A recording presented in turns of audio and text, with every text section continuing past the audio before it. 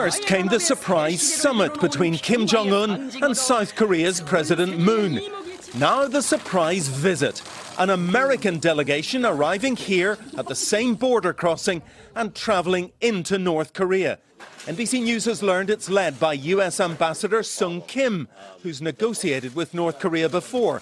He'll meet Cho Son-hui, the North's deputy foreign minister, who undermined talks last week by calling Mike Pence a political dummy. They'll prepare for a summit that was pronounced dead, but seems alive again. It's moving along very nicely. So we're looking at June 12th in Singapore. That hasn't changed.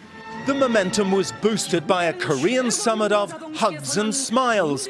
Kim Jong-un asking for the meeting and, according to President Moon, committing to a successful summit with President Trump. And they want a peace treaty because it validates them as a nuclear weapon state. It ensures that Trump won't attack, and most importantly means money. Moon also reported Kim is worried about trusting America not to attack and depose him if he does give up nuclear weapons.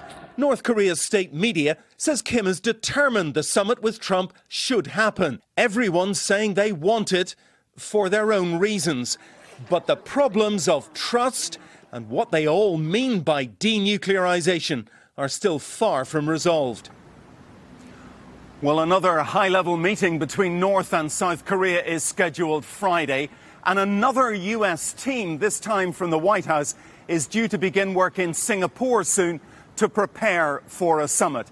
The table that President Trump kicked over last Thursday now appears to be being set once again. Hey, NBC News fans, thanks for checking out our YouTube channel. Subscribe by clicking on that button down here and click on any of the videos over here to watch the latest interviews, show highlights, and digital exclusives.